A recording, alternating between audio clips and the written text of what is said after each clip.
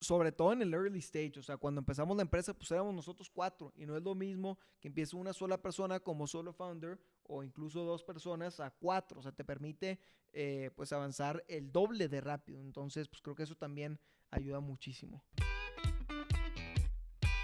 Hoy estoy con Javier Aldape, cofundador y CEO de Credi, una startup que entrega créditos hipotecarios de manera rápida y sin complicaciones.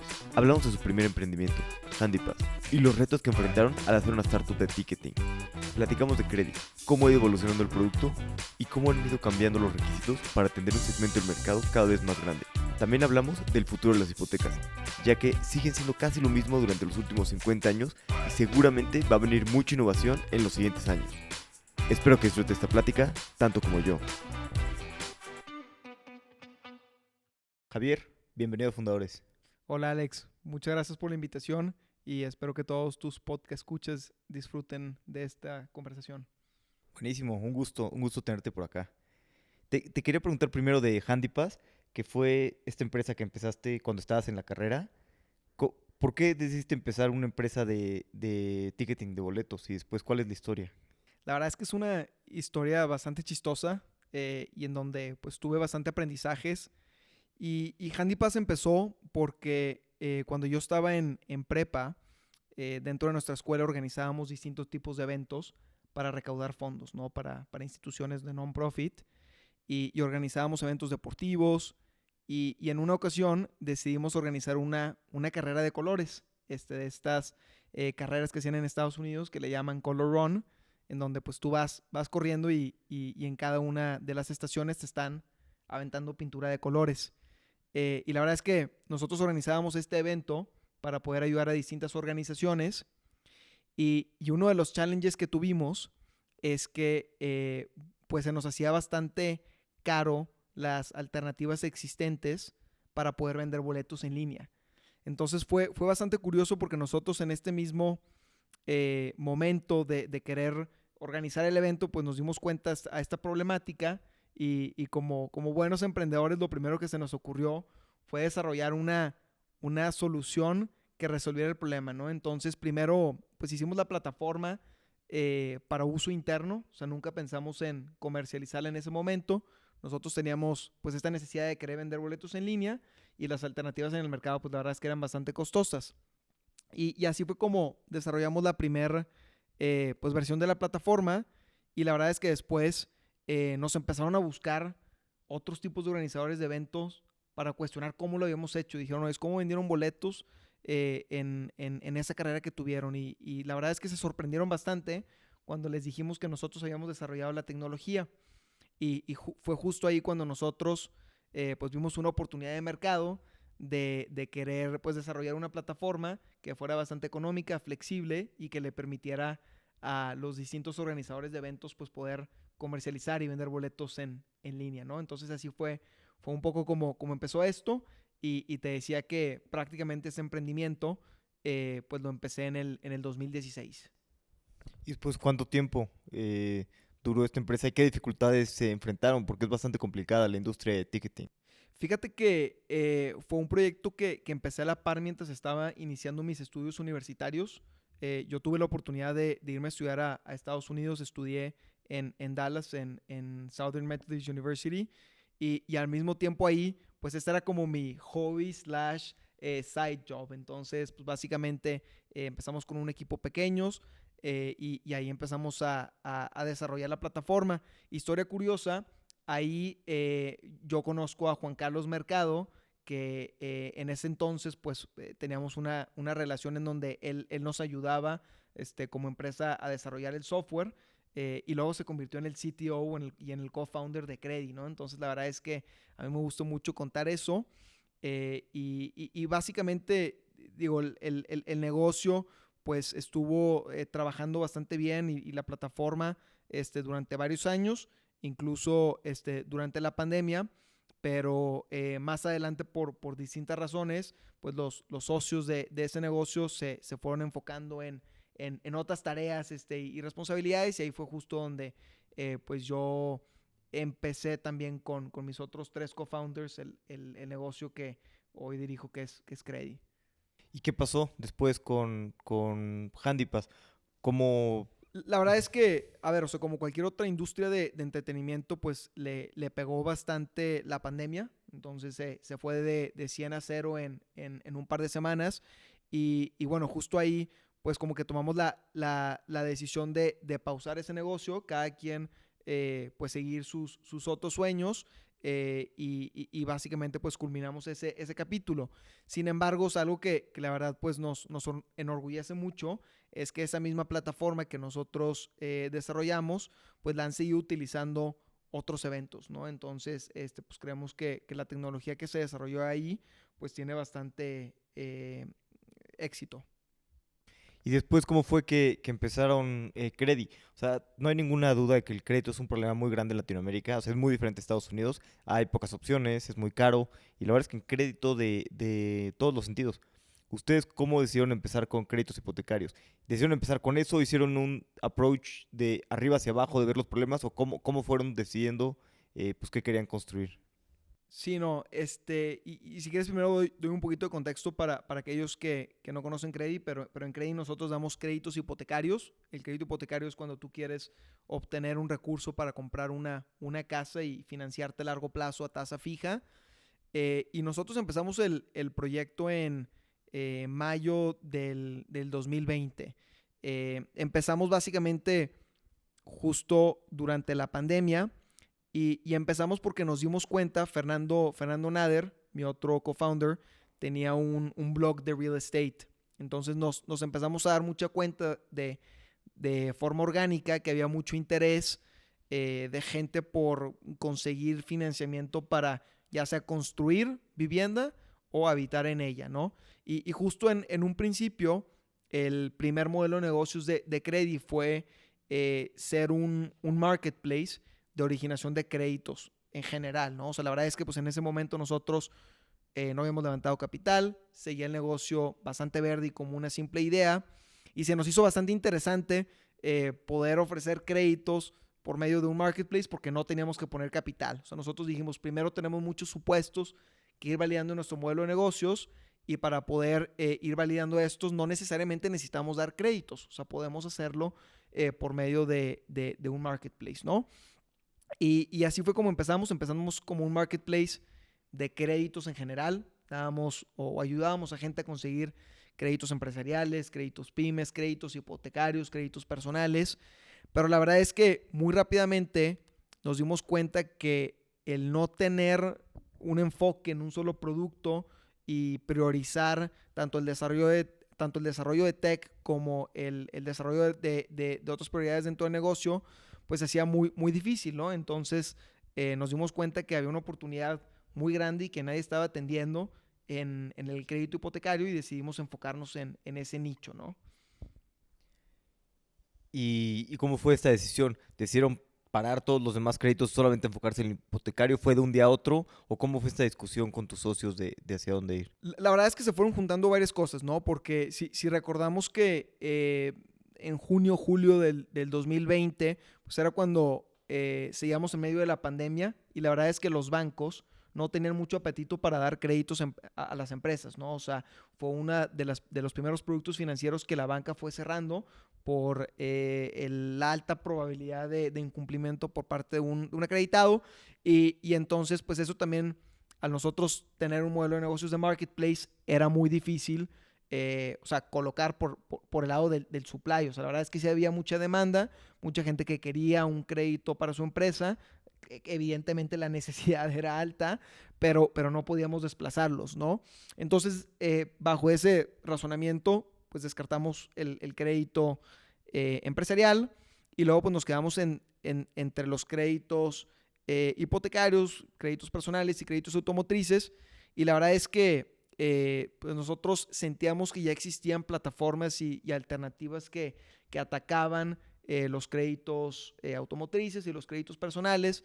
Y nosotros pues creíamos que si teníamos una oportunidad de disrumpir el mercado, tenía que ser por medio de un producto que no era atendido. Y la verdad es que también, o sea, esa fue una de las razones que nos llamó mucho la atención el enfocarnos en el crédito hipotecario, pero también la realidad es que el mercado es sumamente grande. O sea, si tú mides el tamaño de la cartera hipotecaria y la comparas con otros productos financieros, pues la verdad es que esa es la más grande. Entonces la oportunidad de mercado es enorme y también existe mucha falta de oportunidad en la población en general para poder obtener un crédito, ¿no? O sea, si comparamos esta misma cartera con respecto al PIB en México y otros países más desarrollados como Estados Unidos y Canadá, pues en México esta cifra es cerca del 10% y en Estados Unidos se compara con un 80-90%. Entonces, la oportunidad de negocio es bastante grande y creo que eso también es algo que le atrae a los inversionistas.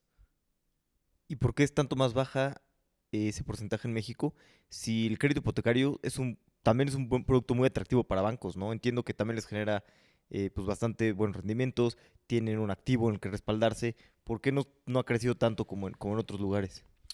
Justo yo creo que hay varias razones por las que el crédito hipotecario ha tenido muy baja penetración en México. O sea, la principal es porque sí es un producto muy seguro, como lo comentabas, para los bancos, pero eso también hace que los bancos se vuelvan muy exigentes y requieran que los clientes tengan un historial crediticio perfecto, que puedan comprobar todos sus ingresos y tengan sus recibos de nómina timbrados al 100%.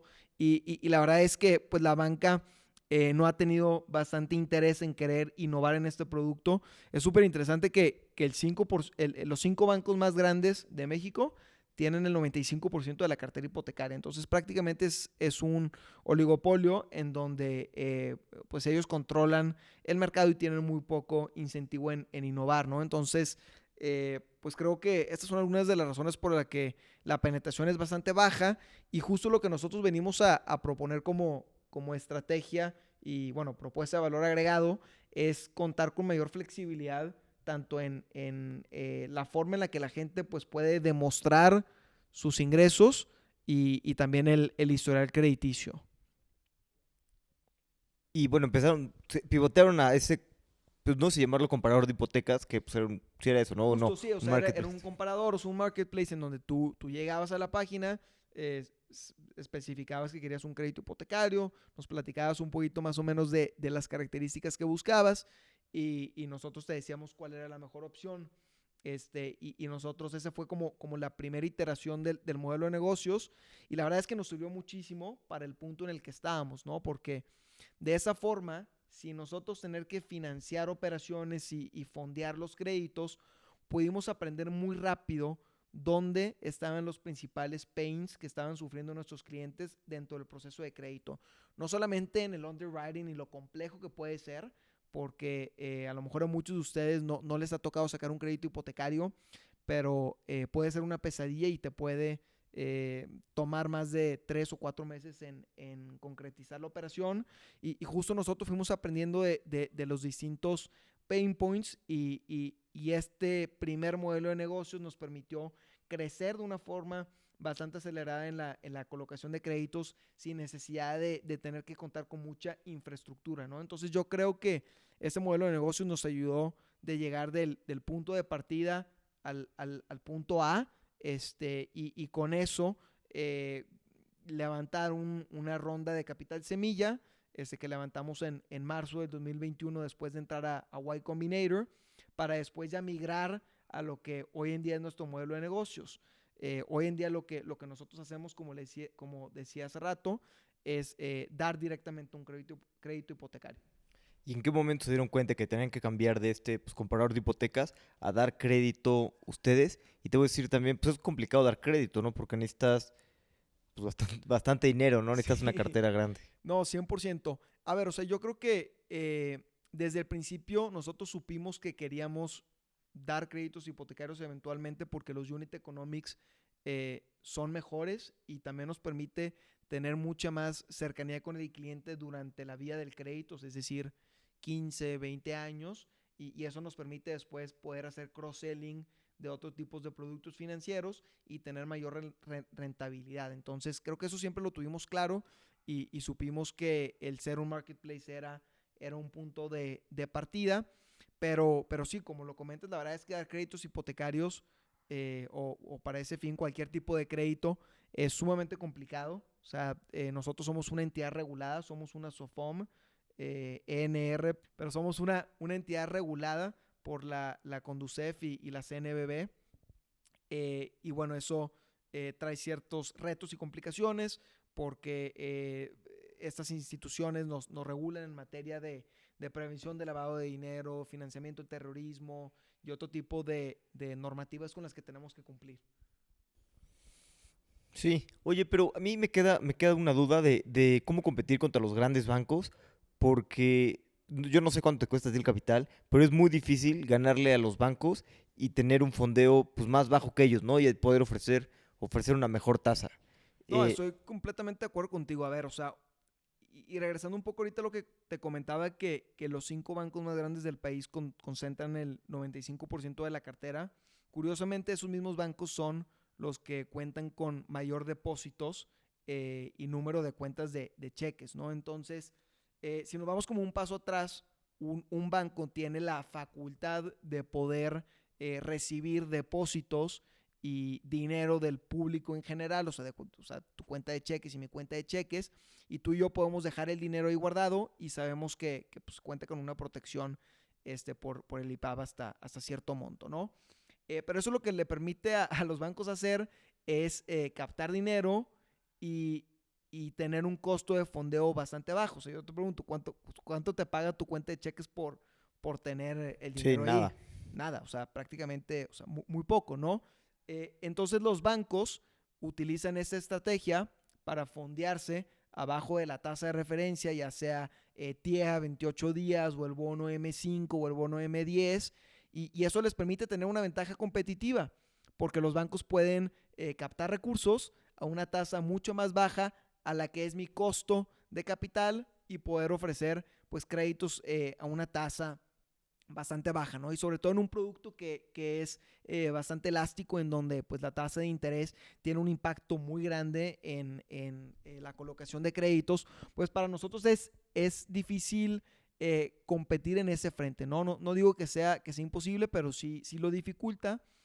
Entonces lo que nosotros hemos hecho como estrategia es aliarnos con instituciones bancarias y no bancarias que tienen acceso a un costo de fondeo muy cercano a ti o por debajo, ¿no? Entonces, básicamente lo que nosotros hacemos es que colocamos créditos y después vendemos los derechos de cobranza de estos créditos a estas instituciones para que realmente el crédito vive muy poco tiempo en nuestro balance.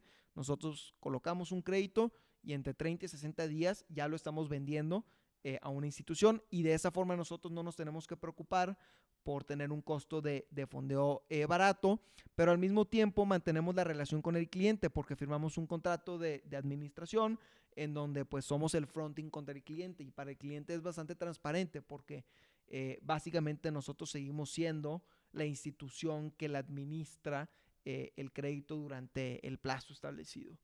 ¿Y qué complicaciones han tenido de este modelo de crédito? Porque supongo que, bueno, la tasa está igual en los bancos, pero ¿en qué otra cosa puedes competir? Me imagino que mejor servicio, puedes tenerlo todo de manera digital.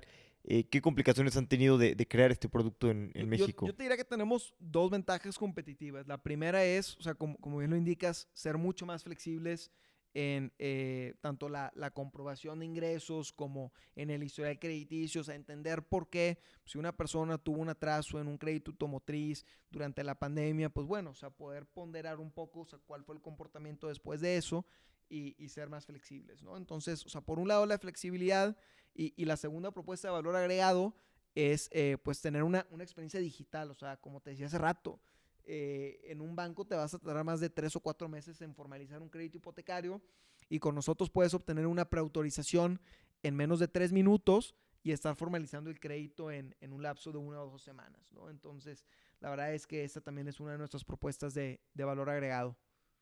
Y me decías también de la comprobación de ingresos, ¿no? Porque en este país y en toda Latinoamérica, pues muchas personas tienen ingresos que no son comprobables, ¿no? Ya sé que trabajan, bueno, que ganan en efectivo, ¿no? Trabajan en el tianguis o lo que sea. Pues como que yo creo que ahí es donde está realmente pues la parte interesante, ¿no? Del segmento que no está atendido por los bancos y que tiene esta complicación de comprobar ingresos.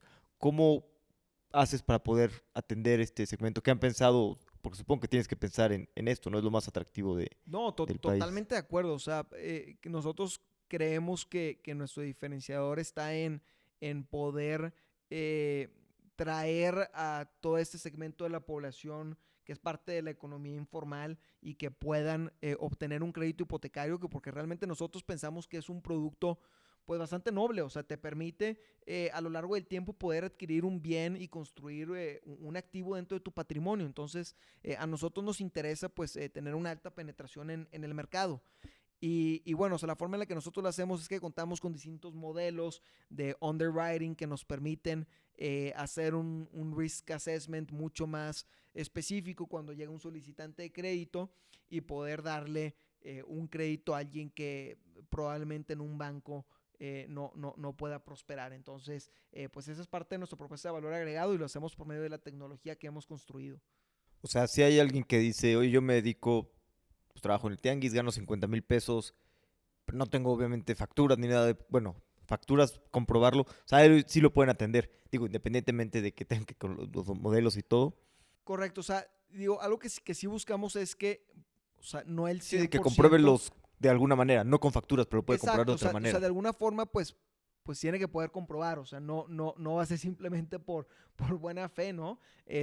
Pero sí entender, bueno, o sea, si tienes estados de cuenta, a lo mejor no facturas, pero tienes estados de cuenta, o también se puede elaborar un estudio socioeconómico, en donde pues entendemos más o menos la persona cuánto vende en cierto plazo y entender cuál es su capacidad de pago, porque a nosotros lo que nos interesa es entender pues cuánto dinero puede destinar la persona de forma mensual para el pago de un crédito y un poco a la inversa nosotros determinamos cuánto le podemos prestar.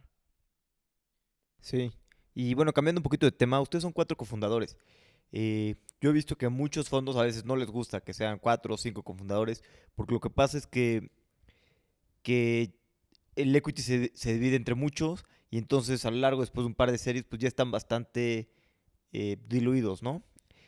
Yo creo que es lo mejor que nos ha pasado en nuestro caso. O sea, a ver, que cada startup tiene su historia, pero en nuestro caso nos ha permitido tener un dinamismo bastante interesante. Cada uno de los 4 co-founders aportan distintas cosas. Por un lado, pues ahorita te platicaba que a JC o Juan Carlos, pues lo conozco desde el 2016 cuando empecé Handy Pass y la verdad es que hemos vivido por bastantes cosas y es pues una de las personas más brillantes que conozco y es el experto en cuestión técnica del negocio, ¿no? Entonces, hoy no tendríamos el producto tecnológico si no fuera por Juan Carlos, ¿no? Entonces, pues por un lado, o sea, contamos con un producto tecnológico bastante sólido, ¿no?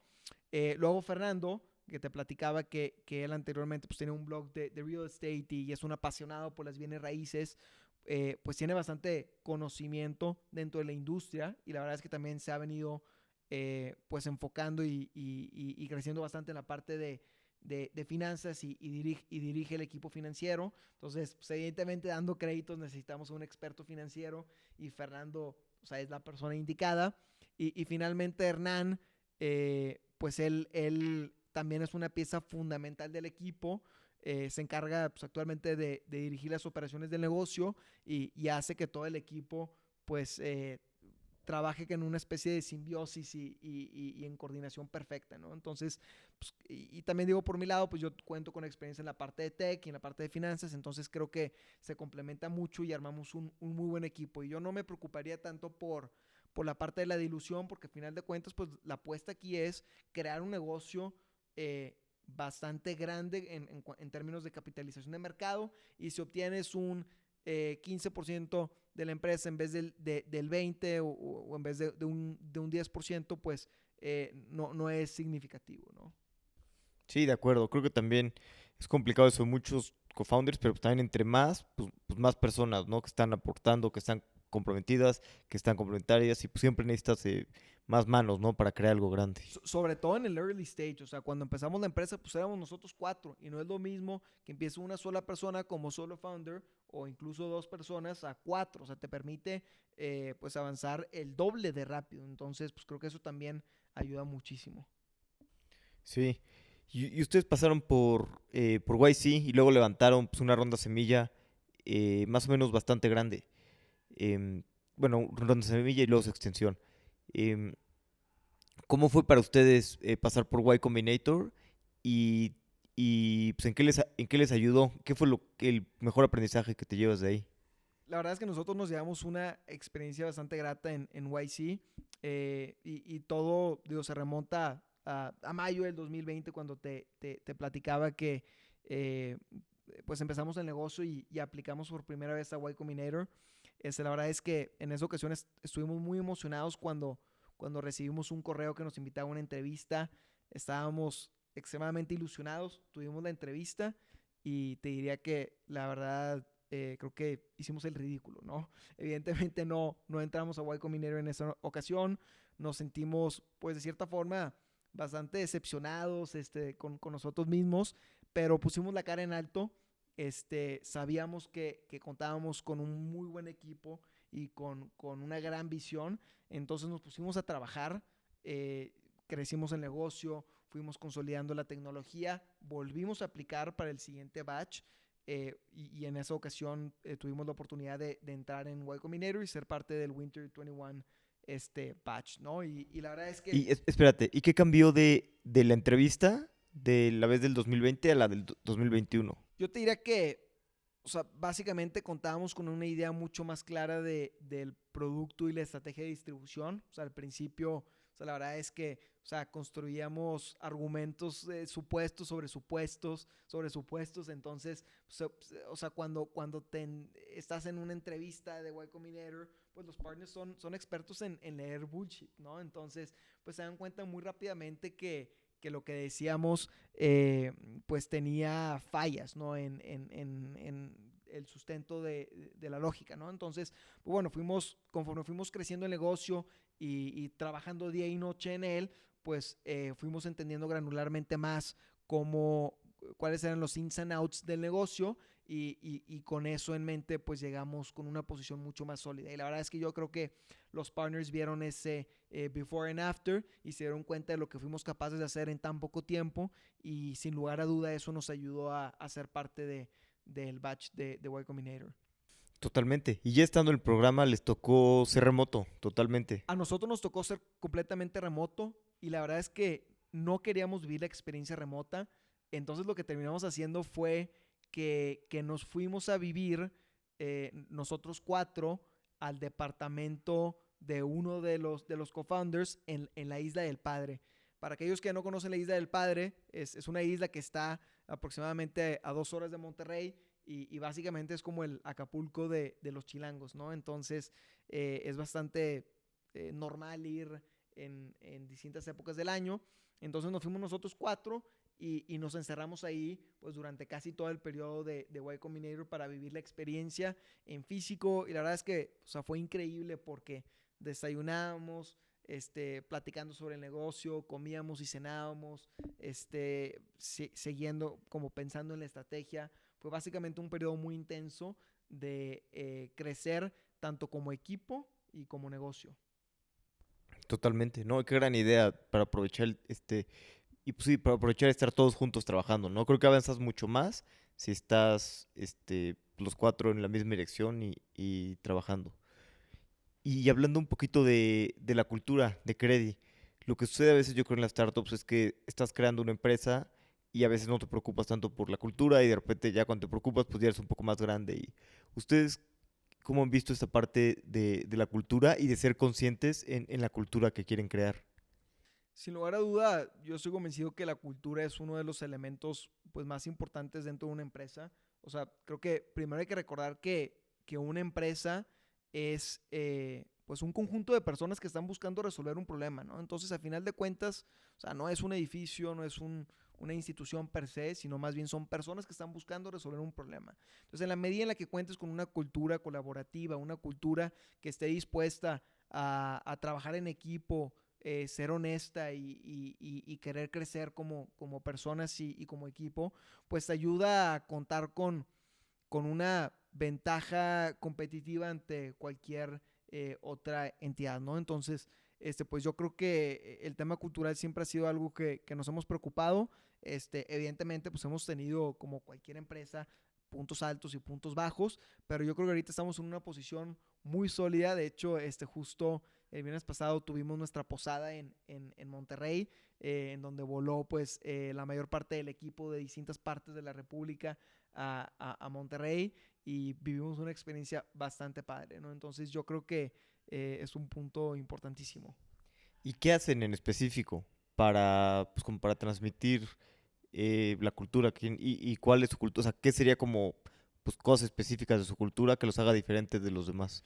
Yo creo que, o sea, partiría la respuesta en dos partes. O sea, primero hay cosas que a lo mejor no mucha gente se fija y que a nosotros nos tocó vivir pues este gran cambio, empezando en cosas tan básicas como la oficina, ¿no? O sea, el espacio. Nosotros por mucho tiempo estuvimos en un departamento que tenía 4 recámaras y la verdad es que cuando estuvimos ahí, pues se vivía una cultura bastante aislada porque pues, estaban 4 o 5 personas por cada cuarto, había muy poca comunicación, de repente el mood en un cuarto era uno y en otro otro, entonces pues eso o sea, la misma infraestructura permitía que no hubiera pues diálogo abierto, ¿no? Entonces, y ahorita vimos un cambio muy grande porque nos acabamos de cambiar de oficinas, en donde es un espacio de un solo piso, un cowork, o sea, con mesas de trabajo abiertas, y eso la verdad es que ha permitido que la gente se desenvuelva en un papel muy distinto, ¿no? Entonces, pues creo que partiría primero por este tipo de cosas que hacemos, asegurarnos que pues tenemos un lugar para trabajar abierto y en donde la gente se sienta cómoda y se preste a la colaboración. Y lo segundo que hacemos son eventos de integración. Digo, tenemos estos tiempos en donde cada quien platica de cosas fuera de Credi. También tenemos los All Hands. Premiamos mucho y buscamos de que cada 2 semanas el equipo de tech, cuando nos presente sus avances, pues haga un reconocimiento en Demo Day. Entonces creo que son esta serie de eventos que hemos incursionado en la empresa que nos permiten tener mucho más dinamismo en la cultura, ¿no? Sí, y tienen, digo, esto de la cultura que seas, tienen pues bastantes personas, ¿no? Por todo México. Sí, tenemos gente básicamente en Ciudad de México, Monterrey, Mérida, Colima, Querétaro, Aguascalientes, Pero las Tamaulipas. oficinas principales están en Monterrey. Las oficinas principales están en Monterrey, justo también ya abrimos oficinas aquí en la Ciudad de México y bueno, digo, en Monterrey es donde está nuestro principal centro de trabajo. ¿Y cómo haces para tener este mix de que hay personas trabajando en Monterrey y personas que trabajan en otras ciudades, pero que los que trabajan en otras ciudades no se sientan como, pues, como aislados o como diferente porque pues, hay una gran parte en Monterrey? Mucho de lo que hacemos ahí es tener todas estas convivencias pues de forma remota, ¿no? O sea, incluso si la gente está en Monterrey, pues cada quien se conecta al evento de Demo Day o a estos All Hands para, pues, digamos, igualar las condiciones y eso la verdad es que ayuda muchísimo. Y también, pues, tener mucha comunicación en Slack, ¿no? Entonces creo que eso ha ayudado bastante y nos permite que el equipo se sienta bastante cómodo. Totalmente. ¿Y cómo ha sido su camino con inversionistas? Porque, digo, la verdad es que pues las hipotecas son un mercado bastante atractivo, pero luego hay muchas personas pues en México, otros lados, que sienten que es complicado, ¿no? Lo que te decía, competir contra bancos. ¿Ustedes qué les ha sido mejor? ¿Levantar capital dentro de México, fuera de México? ¿Crees que lo ideal es tener un mix de los dos? ¿O cómo han visto esta parte? Yo creo que sin lugar a dudas es importante tener inversionistas estratégicos y entendiendo eso un poquito más a detalle, pues eso se traduce en qué agrega de valor el inversionista fuera de dinero, ¿no? Porque, o sea, la verdad es que el dinero pues es un commodity y yo creo que cuando tienes una buena idea, buenas métricas y un negocio que prospera, pues vas a tener éxito para levantar capital, tanto en momentos en donde, digamos, el entorno macroeconómico favorece mucho, como momentos en los que estamos viendo ahorita en donde pues los VCs están casi en un winter season, ¿no? Entonces, a nosotros lo que nos ha funcionado es tener inversionistas de capital de riesgo en Estados Unidos. Saliendo de Y Combinator levantamos una ronda de $3 millones y 6 meses después levantamos una extensión a esa ronda de $4.5 millones. En total hemos levantado un poquito más de $7.5 millones. Y bueno, contamos con un mix de inversionistas institucionales, tanto en Estados Unidos como en México, ¿no? Y también tenemos aliados estratégicos en la parte de acuerdos de originación delegada, que son estos partnerships que te contaba que tenemos con bancos y con instituciones financieras, que nos permiten venderles los créditos que vamos originando. Entonces, eso nos ayuda porque es básicamente lo que detona nuestra capacidad de poder dar créditos hipotecarios. Desde el principio vieron esto que necesitaban como pues originar, o sea, hacer las hipotecas ustedes y después venderlas. Sí, desde el principio nosotros sabíamos que si queríamos contar con tasas competitivas, teníamos que buscar aliados que tuvieran acceso a eso, ¿no? O sea, porque nosotros como Sofom no podemos captar recursos, entonces no podemos financiarnos a un costo bastante bajo. Entonces supimos que teníamos que aliarnos con instituciones financieras y no financieras para poder originar créditos a una tasa competitiva y nosotros compensar eso con las otras propuestas de valor agregado que te comentaba, ¿no? O sea, poder ser más flexibles y ágiles en el proceso. Oye, y algo que me sorprende mucho hablando de un poquito de cómo funciona el mercado, ¿no? Hipotecas, esto, por ejemplo, es muy común, ¿no? Que las origina alguien y las vende y luego, este, bueno, es un mercado bastante complejo, ¿no? Y también son activos muy deseados en los bancos, se hacen diferentes paquetes, se venden, pero lo que me sorprende también es que es un producto financiero que no ha cambiado mucho en 50 años, 80 años, no tengo idea. Sigue siendo una hipoteca para comprar una casa. ¿Tú cómo ves pues, que esté evolucionando y cómo crees que vaya a evolucionar el mercado de las hipotecas? No, sin lugar a dudas. O sea, la realidad es que el producto hipotecario sigue siendo pues prácticamente el mismo que hace 50 o 100 años, ¿no? O sea, tú tienes un crédito, tienes que poner un down payment y vas pagando mes a mes, ¿no? Entonces, pues tienes que ir cubriendo en esa mensualidad el capital, los intereses y algunos seguros, ¿no? Pero la verdad es que creo que el crédito pues no ha cambiado mucho en su estructura en México y en América Latina.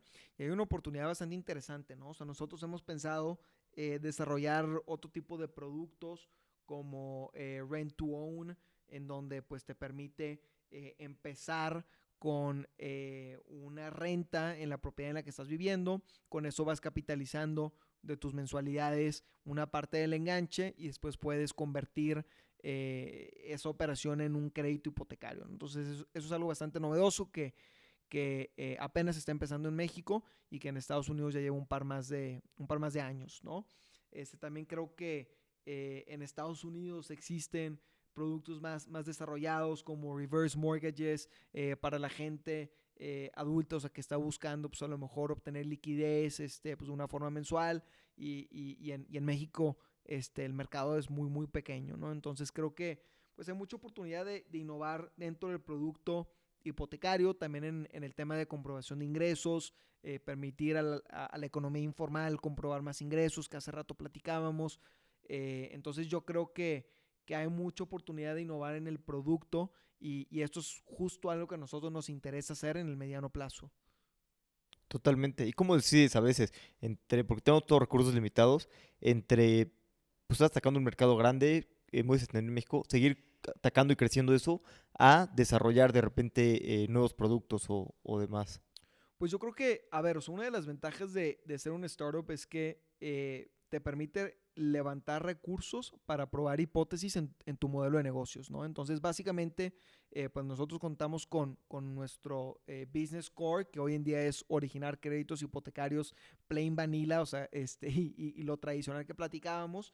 Y en ese sentido, pues, en la medida en la que tengamos positive unit economics y que nuestro modelo de negocios pues deje un cash flow constante, pues nos permite ir probando variaciones en el producto para seguir innovando y creando mayores ventajas competitivas para nuestros clientes, ¿no? Entonces, pues creo que es un balance, o sea, tampoco se trata de estar utilizando todos los recursos para probar cosas nuevas, o sea, también tenemos que financiar las operaciones principales de negocio y hacer un double down en las cosas que están funcionando en los canales de adquisición y seguir desarrollando esos canales y pues bueno, es una combinación de las dos cosas.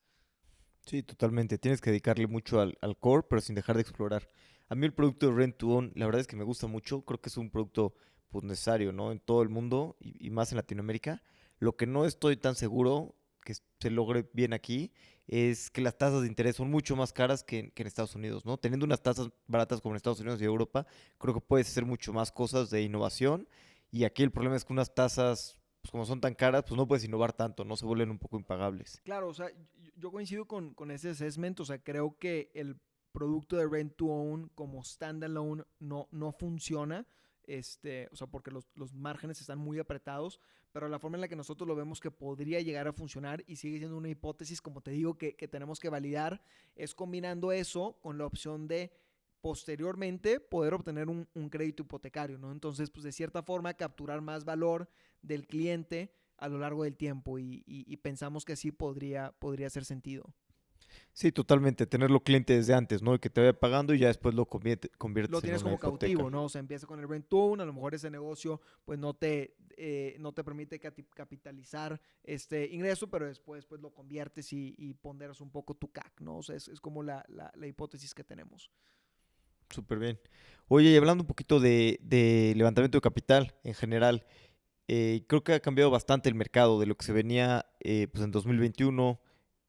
Ha cambiado bastante, ¿no? El capital se está volviendo cada vez más caro y más difícil, ¿no? Las tasas de interés en Estados Unidos han subido, estamos en un mundo pues muy diferente al que se vivía hace un año. Eh, Ustedes me comentabas que levantaron capital en 2021, entonces seguramente pues estarán levantando capital el siguiente año. ¿Cómo, qué han pensado ustedes con respecto al levantamiento de capital? Sobre todo porque pues, es un mercado mucho más complicado del que era antes. Sí, evidentemente las circunstancias no son las mismas y el entorno macroeconómico ha cambiado desde la guerra en Ucrania, el entorno geopolítico de China, y bueno, también el tema inflacionario en el mundo.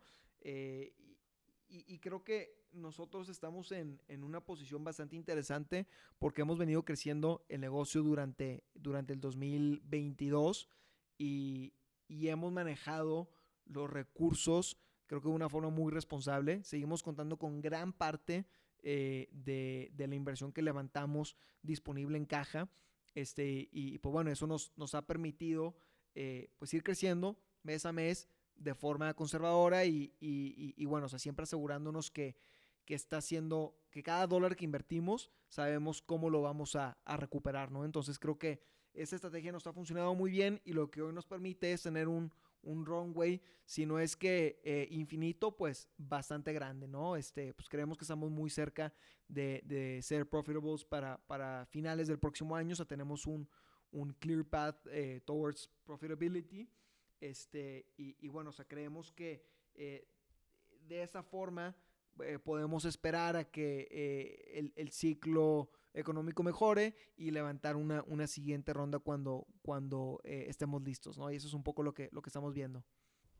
Claro, no hay nada mejor que eso, ¿no? Que ser mesurado con el dinero, o sea, usarlo bien, pero no acelerarse, ¿no? Ir creciendo de la manera más sana posible. Si me preguntas a mí, o sea, creo que sí nos tocó ver mucho otras startups de cerca, como una vez que terminaron YC, empezaron, pues, no quisiera decir un despilfarro de dinero, pero casi que hacían hires de doble dígito todos los meses y crecían el equipo, pero pues nunca se enfocaban en realmente asegurarse que están creando valor como empresa, ¿no? Y pues muchas de esas startups pues están muy cerca de quebrar, o sea, esa es la realidad, o con runways bastantes cortos, ¿no? Entonces, pues creo que ahí la estrategia que nosotros ejecutamos funcionó para nuestro producto, ¿no? Porque también la realidad es que algo que me he dado cuenta es que cada startup tiene su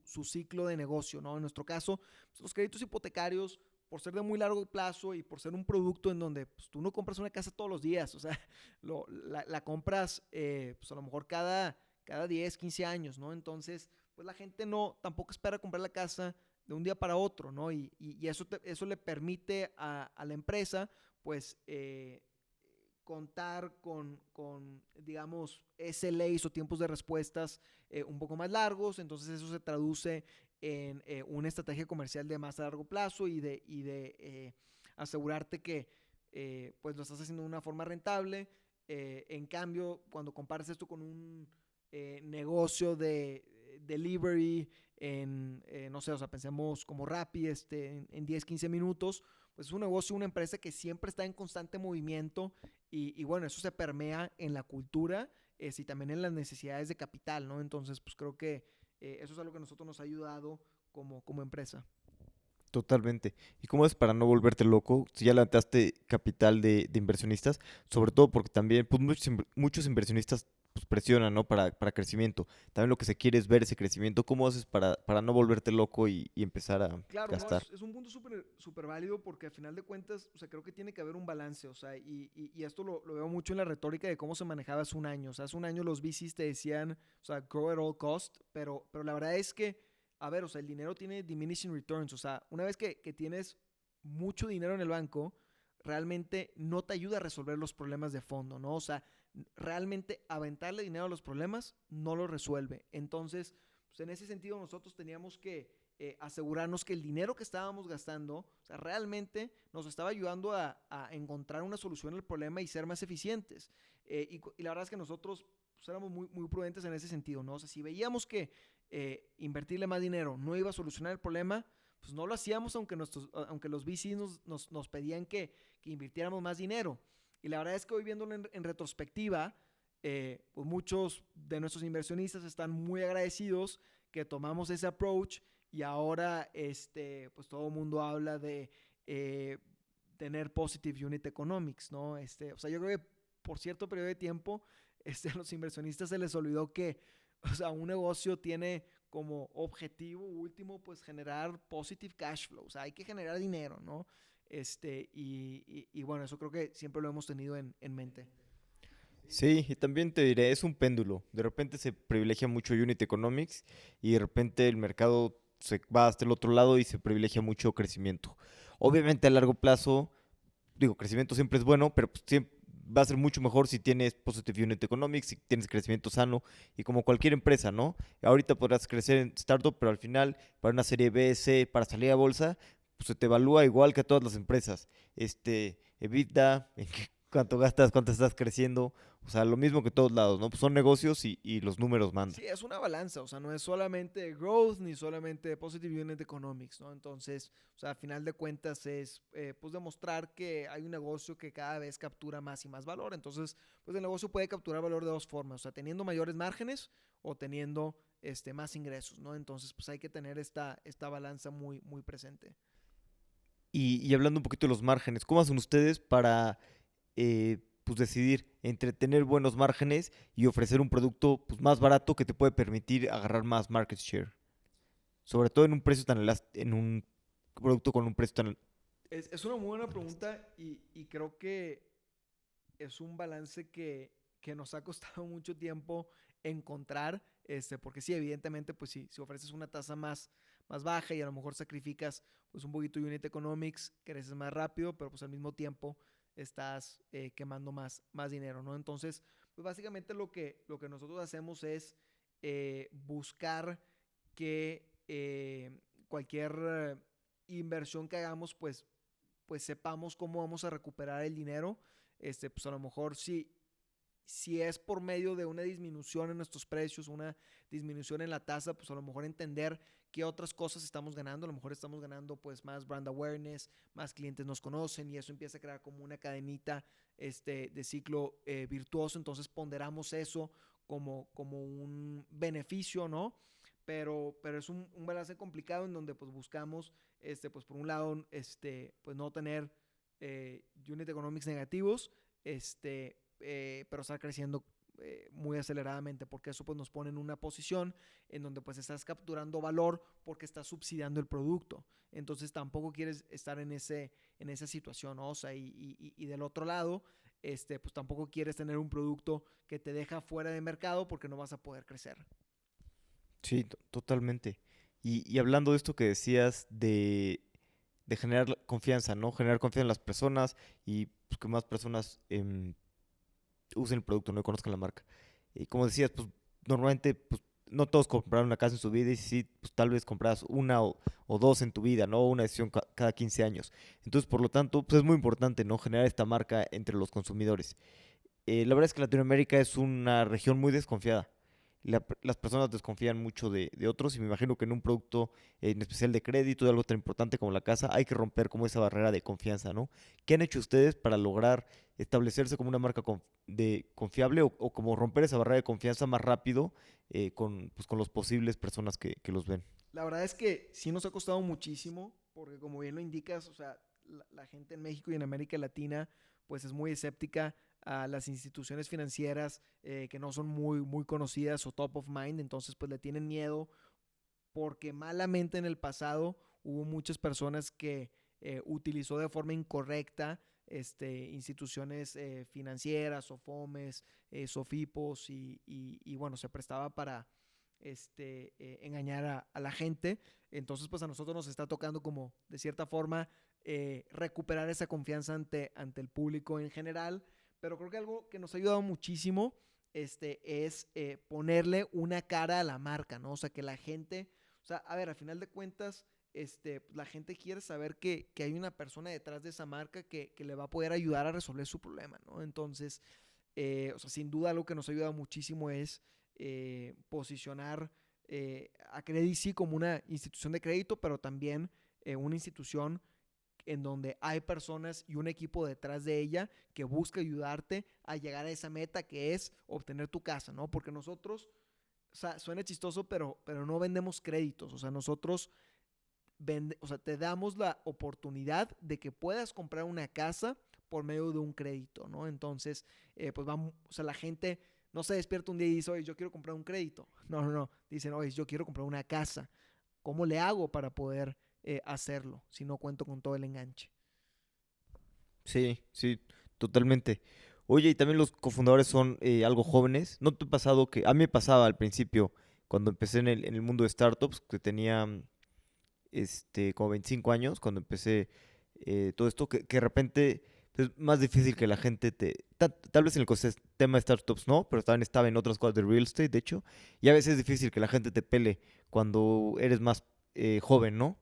¿Han tenido este problema? ¿No tanto? La verdad es que sí, o sea, cuando nosotros pues empezamos el negocio, no sabíamos de Y Combinator, entonces empezamos a levantar capital de forma local con family, friends y fools. Y pues bueno, nos tocó picharle nuestra empresa a muchísimas personas, muchísimos nos batearon, casi todos, de hecho, menos un par de inversionistas, y muchos, pues precisamente por ese argumento, ¿no? De, de cierta forma justificar que es un requisito indispensable contar con experiencia financiera para empezar un negocio financiero, ¿no? Y aunque yo creo que, digo, evidentemente ayuda muchísimo, pues no resulta indispensable, ¿no? O sea, pues cuántas personas han empezado un negocio sin ser expertos en eso y lo que realmente es importante es que, pues durante el proceso te conviertas en el mejor de la industria, ¿no? Entonces, pues creo que aquellas personas que confiaron en nosotros, pusieron su voto de confianza en nosotros como personas y no como empresas. Algo que a mí me sorprendió muchísimo durante el proceso de levantamiento de capital en Y Combinator es que muchos fondos estaban más interesados en conocer la historia de los founders y cómo nos habíamos conocido, cómo trabajábamos en equipo, en vez de entender el modelo de negocios. O sea, incluso recuerdo uno de ellos que nos comentó, es que, o sea, me da un poco igual cuál es el modelo de negocios, porque probablemente por la etapa en la que estás, en 12 meses va a ser muy distinto, ¿no? Y yo no le estoy apostando al negocio, o sea, le estoy apostando al equipo, ¿no? Entonces, pues creo que eso es algo sumamente importante y te pone pues en comparación cómo algunos fondos de Estados Unidos ven las cosas desde ese punto de vista como una oportunidad, mientras que en otras personas o instituciones no lo ven de esa forma. ¿Y qué le recomendarías a alguien, o qué te gustaría a ti haber hecho distinto, o qué le recomendarías a alguien que está empezando pues una empresa que es joven y que quiere levantar capital?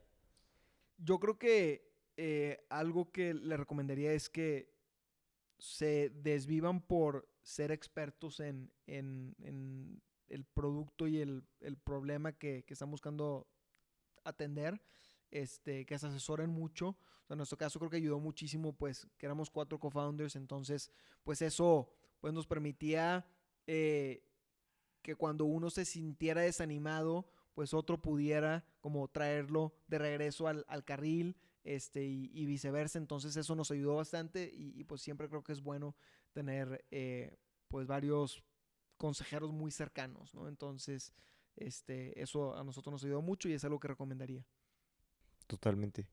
Pues vamos a pasar a las preguntas finales, que son preguntas de reflexión. Las preguntas son cortas, las respuestas pueden ser cortas, largas o como quieras. Súper. ¿Cuál es tu libro favorito o algún libro que te guste mucho recomendar? No sé si tengo un libro favorito, pero sí tengo varias recomendaciones. Me gusta mucho un libro que se llama Why Nations Fail, de Daron Acemoglu, pues en donde habla y realmente hace un estudio bastante profundo sobre por qué algunos países eh, llegaron más rápido a ser desarrollados y otros no. Entonces pone como ciertas hipótesis y conclusiones. Me gustó mucho ese libro. También muy ad hoc a lo que hacemos en Credi, The Big Short de Michael Lewis, o sea, que explica pues, digo, todo lo que pasó en la crisis financiera del 2008. Creo que me relaciono mucho con ese libro. Y finalmente creo que también recomendaría mucho uno que me recomendó Hernán, mi socio, de The Ride of a Lifetime, y seguramente también lo han recomendado mucho aquí, de Bob Iger. Entonces, esos 3 libros me gustan mucho. Buenísimo. El de Disney, Sí, ese lo quiero leer y también el de Why Nation Fails. No, no los he leído, se ve que están bastante, están muy bastante buenos, la buenos. verdad. ¿Qué creencia o hábito has cambiado en los últimos 5 años que ha mejorado drásticamente tu vida? A ver, se me ocurren 2 cosas. Algo que me ha ayudado muchísimo, es dejar mi computadora en la oficina cuando salgo de trabajar. Antes, la verdad es que me costaba mucho y me la llevaba a la casa, pero cuando eso pasaba, pues terminaba trabajando, o sea, ya muy tarde, ¿no? Entonces, pues creo que algo que me ayudó muchísimo es como ponerle un alto. Salgo de la oficina 7, 8 de la noche, dejo la computadora ahí y me desconecto completamente de Cray. La verdad es que me ayuda muchísimo a balancear mi vida personal con el trabajo. Eso por un lado creo que ha sido un hábito pues, bastante importante. Y también el segundo es, eh, lo primero que hago la mayoría de los días cuando llego a la oficina es leer 20 minutos, ¿no? O sea, pues ya sea un libro o artículos de mi interés, pero lo que me he dado cuenta es que si no es lo primero que hago y lo pospongo por cualquier otra actividad, mi día arranca y, o sea, básicamente ya no encuentro los 20 minutos para leerlo, ¿no? Entonces, pues creo que ese hábito también me ha ayudado bastante. Sí, sí, sí, sí, totalmente. Yo ya rompí ese hábito, pero antes hacía, cuando me despertaba leía un rato y pues sí, como dices, es el momento en el que puedes y después ya empiezan todas las tareas del día y es muy complicado como pues, realmente tomar ese tiempo de concentrarte. ¿Tienes algún consejo que te hayan dado que te haya servido mucho?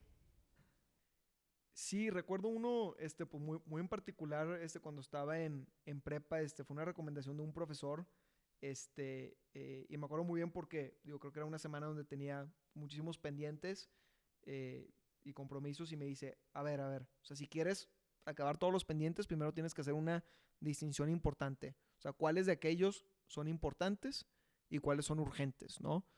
Me decía que, pues es importante primero atacar aquellos pendientes que son importantes y urgentes, porque pues de nada te sirve atacar un problema que es importante pero no es urgente.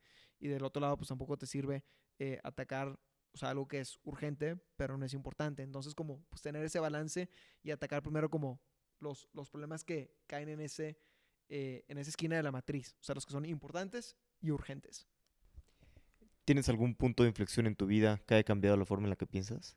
Qué difícil pregunta. Creo que sí he tenido distintos momentos, pero algo que he reflexionado mucho últimamente fue aprender a programar. O sea, por alguna extraña razón, cuando yo me fui a... Hubo un año de mi vida que me fui a vivir a Canadá, cuando estaba en secundaria. Y pues la verdad es que, o sea, viví en una ciudad que se llama Calgary, en Alberta, que es muy frío. Y en invierno o sea, no hay nada que hacer porque sales de la casa y estás a 40 bajo ceros grados centígrados, ¿no? Y por alguna extraña razón se me ocurrió comprar un libro de programación. Se llamaba, o sea, DC Programming Language. Y pues lo leí, o sea, lo empecé a leer. Pues yo no aprendí a programar pues, viendo videos de YouTube o haciendo otras cosas. Después sí lo terminé aplicando. Pero digo que es un punto de inflexión porque, o sea, creo que desde ese momento empecé a desarrollar una o sea, pasión por la tecnología. Y creo que pues, el aprender a programar, entender de estructura de datos, pues me permitió desarrollar una lógica mucho más profunda de pensamiento y cómo atacar problemas, ¿no? Entonces, pues creo que eso ha sido un punto de inflexión muy importante en mi vida. Totalmente.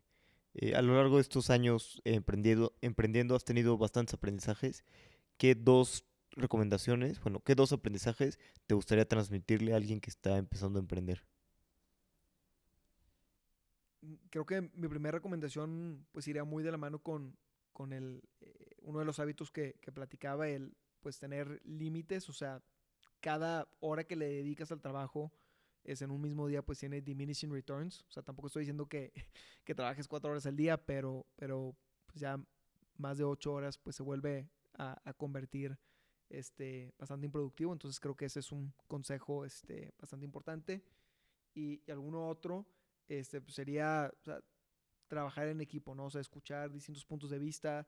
Digo, creo que también, sobre todo como en aquellas personas que tienen un perfil más de ingeniería, pues te puedes convertir muy, muy necio a veces cuando quieres atacar un problema y tienes una solución muy clara, ¿no? Entonces, pues escuchar los distintos puntos de vista porque se complementan bastante. De acuerdo. Javier, muchas gracias por tu tiempo. Si alguien está buscando justo un crédito hipotecario y quiere usar crédito, ¿cuál es el perfil ideal o quién debería de usar crédito? Pues primero pueden llenar una solicitud en credi.mx, credi con K. Yo te diría que hoy en día pues atendemos una variedad bastante grande de clientes, pero sí nos enfocamos en aquellos que no tienen una oportunidad de conseguir hoy un crédito hipotecario con la banca tradicional. O sea, queremos atacar a ese tipo de personas que hoy en día no tienen una alternativa y nosotros poder darles esa confianza para que obtengan un crédito con nosotros. Buenísimo, pues gracias por tu tiempo, la pasé muy bien platicando contigo y conociendo más de Credi y tu historia. No, muchas gracias por la invitación, Alex, y un gusto participar. Gran plática con Javier. Estoy seguro de que va a haber mucha innovación en los siguientes 10 años en la industria de las hipotecas. Credi va a estar a la vanguardia en esa innovación. Como siempre, gracias por escuchar y por calificarnos con 5 estrellas en Spotify y escribirnos una review en Apple Podcast. Si no lo has hecho, ¿qué esperas para hacerlo? Espero que disfrutes los próximos episodios.